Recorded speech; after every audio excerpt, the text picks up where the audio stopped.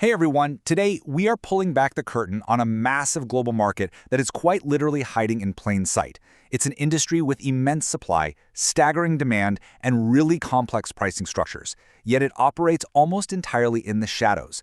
In this explainer, we're going to objectively break down the economics of the sex trade. We'll be stripping away the cultural noise to look at the pure underlying market mechanics. Let's dive right in. To really understand the scale of what we're talking about today, I need to hit you with this number right out of the gate. $100 billion. That is the estimated annual revenue of this underground industry worldwide. It is an absolutely staggering economic force, yet it's one that completely defies traditional market analysis. Why? Because the data is incredibly hard to track down. Now, what's really interesting about this next point is the sheer sense of scale. We hear constantly about the booming artificial intelligence sector, right? It's the talk of the entire business world. But based on recent estimates, the global commercial sex industry actually generates roughly twice the revenue of the global AI industry. Just let that sink in for a second. An invisible shadow market is totally outperforming the most hyped technological revolution of our time. So, part one, why it remains invisible. Let's talk about that lack of official data. How exactly does a $100 billion juggernaut just fly under the radar? Well, economists point to two very earthly reasons for this. First up, it is largely an underground sector.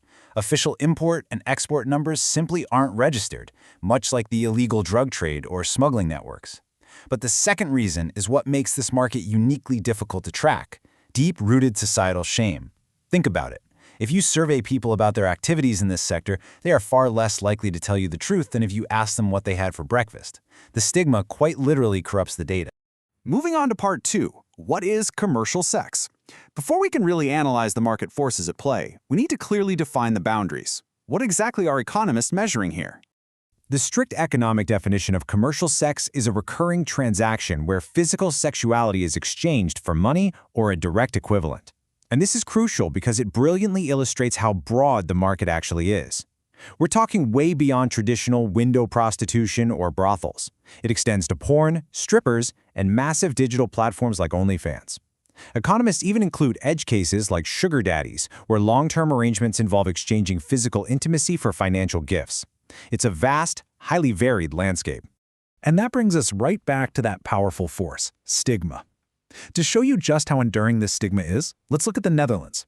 This is a country so tolerant that sex workers can literally register their business at the official Chamber of Commerce. Yet, back in 2020, the Dutch Football Association, the KNVB, initially blocked a sex toy company called Easy Toys from sponsoring the football club FC Emmen. They claimed it was just too controversial. So even in a highly progressive society, the friction and stigma surrounding this industry remain incredibly potent. All right, Section 3. Is this real work? This is where the core sociological and economic debates really clash. From a purely objective economic standpoint, the answer is yes, absolutely. A voluntary exchange of services for money meets all the textbook definitions of actual work. There's a service provided, there is demand, there is supply, a price is negotiated, a transaction occurs, and delivery is completed. As long as the exchange is voluntary, an economist views it as work, plain and simple. However, we all know society doesn't just look at textbook definitions. Within sociological circles, specifically the feminist movement, there is what's often called the prostitution wars. One side argues this is a personal choice and a totally valid way to earn a living, while the other side argues that selling physical intimacy is, by definition, always exploitation. Now, our goal in this explainer isn't to take a side, but purely to look at the market. While forced labor absolutely does exist here, just as it tragically does in industries like international sea fishing, economically speaking, this segment driven by voluntary exchange operates on standard market principles. Okay, let's dive into Section 4, the different sex markets. Because this industry is highly segmented, it is definitely not just one big monolithic economy. The biggest divide is between physical markets and digital markets. And get this, supply and demand differ vastly between the two, and they don't always overlap easily. For example, during the COVID-19 lockdowns, a massive wave of physical sex workers suddenly tried to transition to selling digital webcam services. The result? The digital market crashed immediately due to a massive oversupply. The sudden influx of thousands of physical workers offering digital services drove prices down to zero. It proved that the two markets don't seamlessly overlap, because the customer base for physical services is distinctly different from the audience paying for digital content. And even within the physical market itself, we've seen a massive 20-year revolution, thanks to the internet. While those famous red light districts in Amsterdam or Antwerp still exist, they are actually quite unique globally and cater heavily to tourists. Today, the real volume of the physical market has moved far away from the streets. It's shifted into highly discreet, private apartments. Customers arrive, transactions happen, and they leave, all coordinated invisibly via smartphones and internet platforms. Which brings us to our final concept, Section 5, the economy of stigma. Let's explore the direct impact that societal shame has on the market forces. I want you to actively think about this for a second. If society intensely shames a profession, what happens to the amount of people willing to supply that service? Well, the supply shrinks.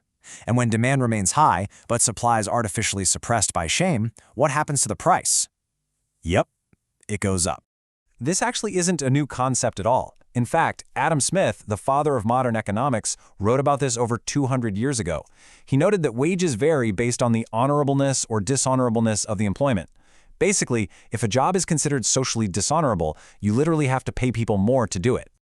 Fast forward to the 1970s, and economist Sherwin Rosen expanded this into a mathematical model known as compensating wage differentials, and modern data proves this perfectly within the sex trade.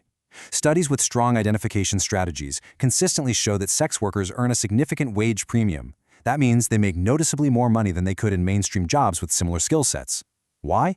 Because the market mathematically has to compensate them for the high personal risks they take and the heavy societal stigma they are forced to endure. So, the absolutely crucial takeaway here is that societal shame is quite literally baked into the pricing of this $100 billion shadow economy. Which leaves us with a fascinating, provocative question to end on. Activists right now are fighting hard to normalize sex work and completely erase that stigma. But if they succeed and the job becomes as socially acceptable as any other, would the compensating wage premium just vanish? If we erase the shame, would the high wages of this shadow economy suddenly crash? It's a wildly fascinating economic paradox to consider. Thanks for joining me for this explainer, and keep questioning the unseen forces in the world around you.